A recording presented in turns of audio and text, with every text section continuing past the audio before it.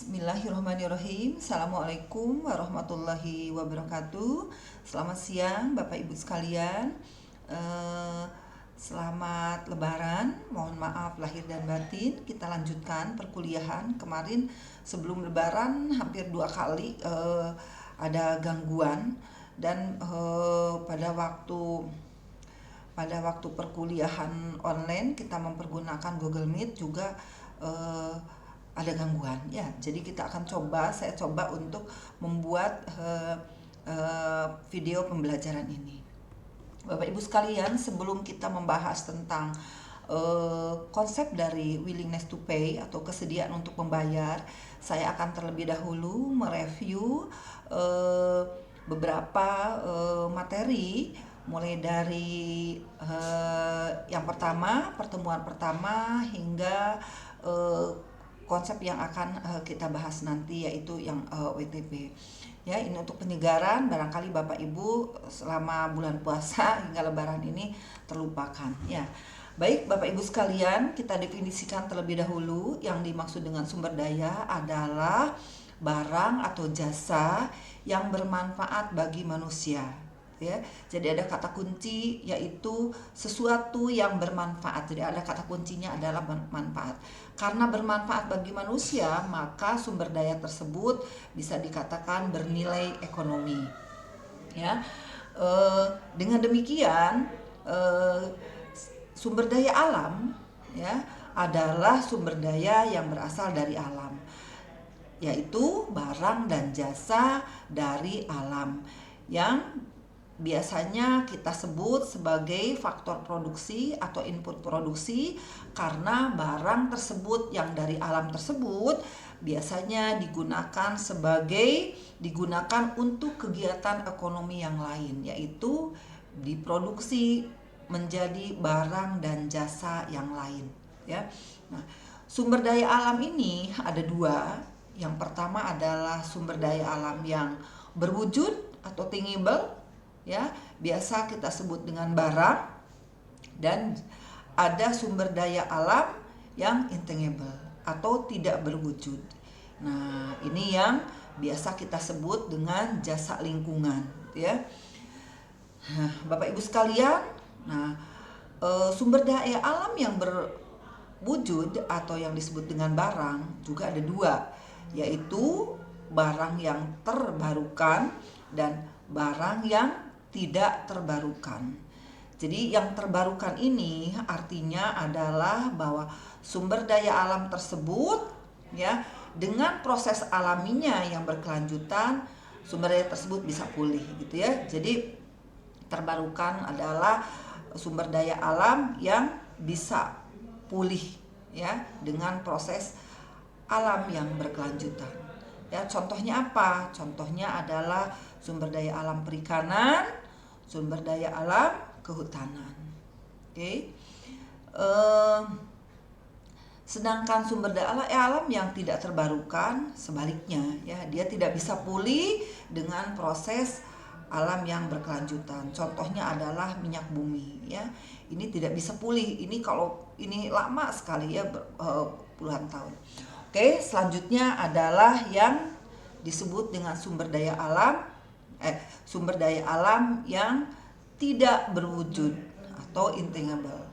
Ya, ini yang disebut dengan jasa lingkungan. Kita tidak bisa tidak berwujud tapi kita merasakan manfaatnya, karena tadi definisi dari sumber daya adalah suatu yang bermanfaat. Jadi ini contoh dari sumber daya alam yang tidak berwujud adalah jasa lingkungan. Seperti apa contohnya? Seperti jasa-jasa dari lingkungan yang terkait dengan hidrologi, dengan siklus hidrologi dari sumber daya alam. Ya, sebagai pencegah banjir, penampung air dan lain sebagainya. Juga terkait dengan jasa lingkungan yang berkaitan dengan iklim, dengan suhu udara, tekanan udara, kelembaban dan lain sebagainya. Yang mungkin salah satunya adalah dari jasa-jasa lingkungan dari sumber daya alam hutan. Yang ketiga, contohnya adalah biodiversitas, yaitu keberagaman makhluk hidup ya. Jadi itu adalah contoh-contoh dari jasa lingkungan atau contoh-contoh dari sumber daya alam yang tidak berwujud. Oke, selanjutnya klasifikasi dari sumber daya ada dua. Yang pertama adalah rivalry, yang keduanya adalah non-rivalry. Rival itu dari kata-kata bersaing. Jadi rivalry adalah persaingan. Jadi sumber daya alam yang rivalry adalah apabila kita menggunakan barang dan jasa tersebut, maka akan mempengaruhi orang lain untuk menggunakan barang tersebut. Jadi kalau kita menggunakan, maka orang lain terpengaruh karena penggunaan oleh kita tersebut. Ya. Nah, ini ada dua ini. Yang pertama adalah rivalry excludable atau exclude. Jadi ini kalau kita kita bisa menghalangi orang lain untuk akses. Jadi ini kalau kita menggunakan, orang lain akan berpengaruh, tapi kita juga bisa menghalangi orang lain tersebut untuk menggunakan sumber daya tersebut. Biasanya itu adalah barang pribadi, karena barang pribadi itu kalau kita menggunakan pasti orang berpengaruh, tapi kita bisa menghalangi orang tersebut untuk akses gitu ya, barang pribadi. Ini mudah ini. Nah, yang kedua adalah rivalry non-excludable. Jadi ini kita bisa siapapun gitu ya. Kita mengkonsumsi, orang lain juga berpengaruh, tapi kita nggak bisa ini menghalangi orang lain untuk mengatur orang lain untuk tidak menggunakan akses tersebut atau untuk mengurangi akses tersebut terhadap sumber dayanya gitu ya. Karena ini ya contohnya adalah barang publik. Jadi barang publik siapapun boleh menggunakan gitu, nggak bisa orang lain menghalangi kita menghalangi orang lain tersebut. Ya, contohnya juga adalah barang komunal, itu sama ini. Sebaliknya adalah non-rivalry. Jadi non-rivalry ini ya kita menggunakan barang, menggunakan suatu sumber daya, tapi akibat dari penggunaan kita orang lain tidak terpengaruh gitu ya, tidak terpengaruh dalam hal menggunakan barang tersebut. Itu adalah non-rivalry ya. Nah, sebagian besar ekonomi sebagian besar ya sumber daya alam dan lingkungan bersifat rivalry non-excludable. Jadi kita menggunakan barang tersebut ya, orang lain kita akan mempengaruhi orang lain untuk menggunakan barang tersebut, dalam menggunakan barang tersebut, dan kita tidak bisa menghalangi orang lain untuk mengakses sumber daya tersebut ya. Jadi ini rivalry non-excludable. Nah, kebanyakan seperti ini. Nah, ini ada ciri-ciri dari sumber daya alam yang non-excludable tersebut. Yang pertama adalah hak kepemilikannya nggak jelas ya, siapa yang memiliki itu tidak jelas. Jadi siapapun tidak bisa mengklaim ya, tidak bisa mengklaim bahwa dia memiliki, karena tidak ada kepemilikan yang jelas, tidak ada bukti kepemilikan yang jelas. Yang kedua, biasanya dalam sumber daya alam yang non-excludable ada yang disebut dengan free rider. Jadi penumpang gitu ya. Jadi ini penumpang bebas ini. Jadi orang lain bisa menikmati sumber daya alam atau bisa menikmati barang ataupun jasa tanpa dia harus berkorban, tanpa dia harus berkontribusi gitu ya. Nah, ini contohnya ini ya. Contohnya kita punya misalkan kita punya halaman, ada jalan ya, ada jalan ini ya. Jalan itu ini di tanah pribadi ini gitu ya, tapi karena di situnya sudah biasa dipakai untuk lalu lintas untuk jalan kaki umum gitu ya. Nah, orang yang menggunakan barang tersebut tidak bisa kita kenakan untuk membayar gitu ya, seperti itu contohnya. Nah, yang ketiga dari sumber daya alam non-excludable ini ada yang disebut dengan eksternalitas. Jadi eksternalitas ini apabila ada yang menggunakan barang dan jasa tersebut, maka eh, orang lain bisa kena getahnya, gitu ya. Ini eh, bisa bisa penggunaan barang dan jasa ini bisa macam-macam, bisa kegiatan konsumsi, bisa kegiatan produksi, gitu ya. Bisa kegiatan distribusi, gitu ya. Nah, ini contoh dari kegiatan produksi. Misalkan begini, misalkan ada pabrik, ya, ada pabrik, dia membuat suatu barang. Nah, suatu barang tersebut menggunakan input produksi dari sumber daya alam, ya. Nah, dan pabrik tersebut membuat dari kegiatan produksinya ada limbah pabrik tersebut yang misalkan dibuang ke sungai, ya, seperti itu. Nah, itu adalah bahwa kegiatan produksi dari pabrik tersebut ternyata mempengaruhi, berdampak dan sama masyarakat sekitarnya. Nah, apa yang disebut dengan eksternalitas. Karena biasanya pabrik tersebut terkadang tidak menghitung biaya yang ditanggung oleh atau dampak-dampak yang diterima oleh masyarakat sekitarnya tadi. Nah, jadi dengan demikian adanya dampak eksternalitas ini menyebabkan sumber daya alam ini dinilai di bawah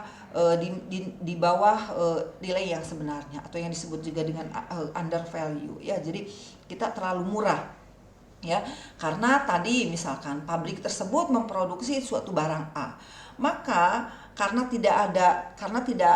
biaya eksternalitas ini tidak dimasukkan, maka barang yang diproduksi oleh pabrik tersebut sesungguhnya harga dari barang tersebut barang tersebut itu sesungguhnya lebih murah. Karena apa?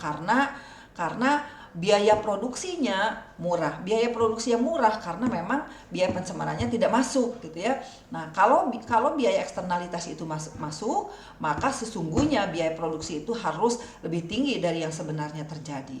Dan kalau biaya produksi yang tinggi, maka jumlah produksinya akan lebih sedikit, ya. Dengan demikian, adanya kasus eksternalitas ini menyebabkan penggunaan sumber daya alam yang lebih tinggi dan menyebabkan sumber daya alam yang cepat rusak. Oke. Bapak dan Ibu sekalian, kenapa kita harus melakukan valuasi ekonomi? Kenapa kita harus melakukan penilaian ekonomi dari sebuah sumber daya? Karena tadi bahwa seringkali dalam sumber daya alam ini tadi kita menilainya terlalu rendah. Tujuan daripada valuasi ekonomi atau fungsi dari valuasi ekonomi adalah kita ingin menilai sumber daya alam ini secara benar, gitu ya. Sehingga seperti tadi bahwa harusnya masalah-masalah eksternalitas ini kita bisa hitung sebagai biaya produksi dari perusahaan. Nah, biaya produksi perusahaan ini bisa kita wujudkan dalam bentuk kompensasi untuk membayar kerugian atau membayar dampak kerugian yang diterima oleh masyarakat sekitar, ya. Dengan demikian, sesungguhnya evaluasi ekonomi ini tujuannya adalah untuk mengatasi kegagalan pasar. Karena tadi bahwa eksternalitas ini, dengan adanya kasus eksternalitas yang tidak dimasukkan, kita bisa katakan bahwa itu adalah penyebab dari kegagalan pasar. Harusnya pabrik ini memproduksi lebih sedikit dengan harga yang lebih mahal, namun karena biaya eksternalitas tidak dimasukkan, maka dia memproduksi lebih banyak dengan harga yang lebih murah, sehingga itu yang disebut dengan kegagalan pasar. Oke. Kita akan review sejenak tentang apa yang disebut dengan value atau dari kata valuasi ekonomi tadi, ya. Value adalah sesuatu jadi kalau kita ingat definisi lagi, yang disebut dengan sumber daya adalah sesuatu yang bernilai guna atau bermanfaat bagi manusia, gitu ya. Kita bisa mengukur nilai manfaat atau nilai guna dari sumber daya itu dengan melalui dua cara. Yang pertama adalah nilai kuantitas. Yang nilai kuantitas itu berarti ada angkanya, ada numeriknya, ya, yang menjelaskan kuantitas tadi. Yang kedua adalah nilai kualitas. Jadi kalau nilai kualitas ini barangkali mungkin bisa baik, buruk gitu ya. Jadi indah, segar gitu ya, bisa seperti itu ya. Jadi nah, dalam hal ini valuasi ekonomi adalah kita melakukan penilaian ekonomi. Jadi yang diukurnya adalah moneter ya, atau satuan mata uang gitu ya. Jadi kuantitas dengan nilai moneter ya. Nah, kita tahu sendiri bahwa value atau nilai ini adalah cerminan dari persepsi seorang. Jadi bisa saja berbeda persepsi antara satu orang dengan orang lain. Tergantung banyak hal, tergantung apa yang alami oleh proses yang dialami oleh orang-orang tersebut ya, karena memang persepsi dari seorang itu dipengaruhi oleh banyak hal, terutama dipengaruhi oleh pengalaman dia, proses belajar dia selama ini ya, terhadap lingkungannya dan lain sebagainya. Oke. Juga persepsi ini juga tidak tidak tidak tetap ya, bisa jadi berubah. Bisa berubah berubah karena tempat, bisa berubah juga karena waktu ya, sehingga seringkali kita mendapatkan bahwa persepsi sekarang dengan persepsi mungkin 10 tahun kemarin juga bisa mengalami perubahan. Juga persepsi tentang sesuatu dengan dua tempat yang berbeda juga bisa berubah ya. Nah, ini ada banyak definisi dari valuasi ekonomi sumber daya alam dan lingkungan ya. Namun kita cuplik sedikit ya dari KNLH 2007. Yang dimaksud dengan valuasi ekonomi sumber daya alam dan lingkungan adalah pengenaan nilai moneter terhadap sebagian atau seluruh potensi sumber daya alam sesuai dengan tujuan pemanfaatannya. Itu definisinya. Oke. Bapak Ibu sekalian, sumber daya alam dan lingkungan kita bisa menjadi bagi dua. Yang pertama adalah bahwa sumber daya yang diperdagangkan, ada sumber daya alam yang tidak diperdagangkan. Nah, ini sumber daya alam yang diperdagangkan menilainya relatif mudah karena memang ada nilai pasarnya. Nilai pasar ini tercermin dari harga barang. Nah, dan harga barang terbentuk dari hasil mekanisme pasar. Ya, jadi seperti kita ketahui mekanisme pasar itu apa? Mekanisme pasar itu adalah interaksi permintaan dan penawaran suatu barang. Ya, nah jadi nilai pasarnya ada. Nilai pasar ini harusnya terbentuk dari pasar yang efisien. Jadi biasanya ini barang private tuh harganya 10.000, maka itu berarti nilai pasarnya memang 10.000 gitu ya. Nah, namun ada sumber daya yang tidak diperdagangkan. Biasanya ini sumber daya alam lingkungan tadi ya, tidak ada nilai pasarnya gitu ya.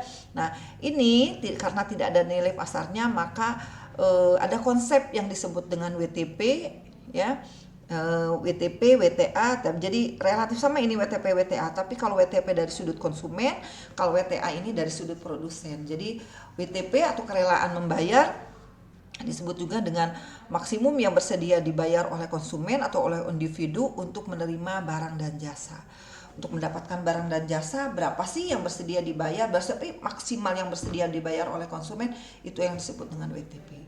Sebaliknya, kalau WTA adalah kesediaan menerima. Jadi minimum uang yang bersedia diterima oleh produsen untuk melepas barang dan jasanya.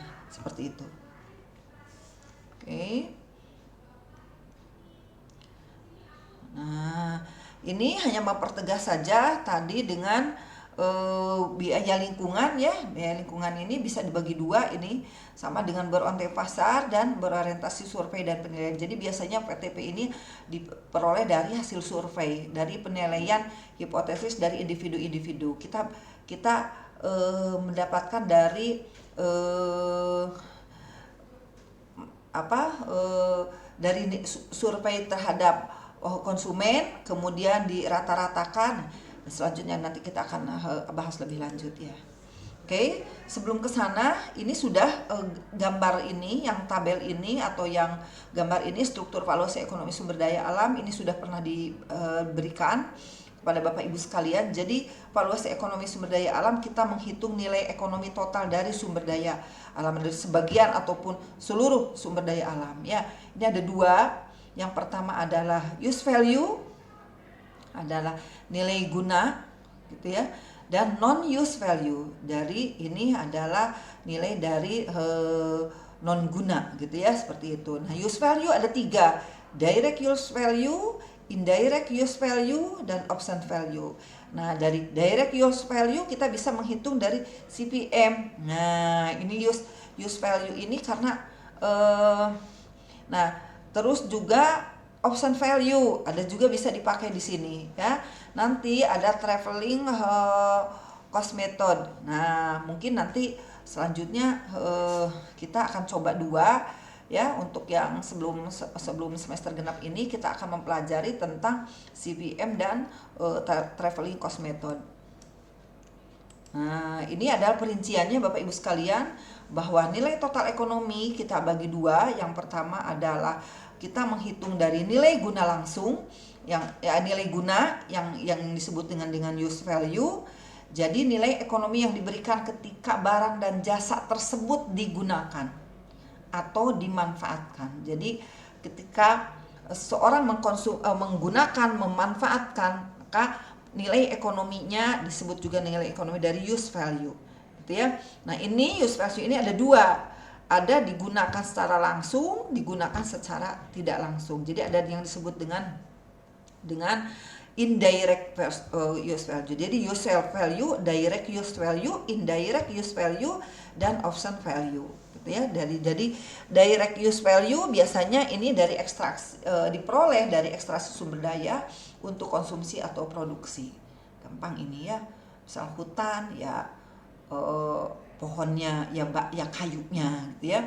Nah, ada yang disebut dengan indirect use value, gitu ya. Jadi ini indirect use value itu nilai ekonomi yang diberikan ketika barang dan jasa tersebut digunakan secara tidak langsung, gitu ya, secara tidak langsung bergunanya. Ini dari jasa-jasa ekosistem ya. Nah, yang ketiga adalah option value, nilai pilihan. Nilai yang rela dikeluarkan karena punya harapan, keinginan untuk menggunakan sumber daya tersebut di masa depan. Jadi nanti perinciannya kalau kita ada kasus kita bisa mengklasifikasikan mana yang disebut dengan use value, mana yang disebut non use value. Use value-nya apakah direct use value, indirect use value, atau option value. Oke. Ini juga sama, ini nanti kita kasus per kasus, tapi intinya adalah dari total economy value ini ada yang disebut dengan non-use value.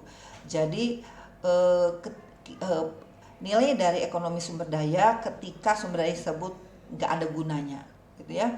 Jadi tidak ada gunanya, tidak ada manfaatnya, tapi ya mungkin pingin aja gitu ya, misalkan gitu ya, misalkan untuk menimbulkan rasa senang karena ternyata sumber daya alam tersebut bisa lestari, gitu ya. Misalkan ini ada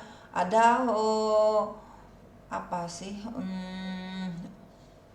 ada hutan lindung cagar alam di yang melestarikan badak bercula satu, gitu ya. Nah, kita nggak menggunakan, kita nggak memanfaatkan ya, kita nggak menerima manfaatnya, baik langsung atau tidak langsung, karena memang letaknya jauh.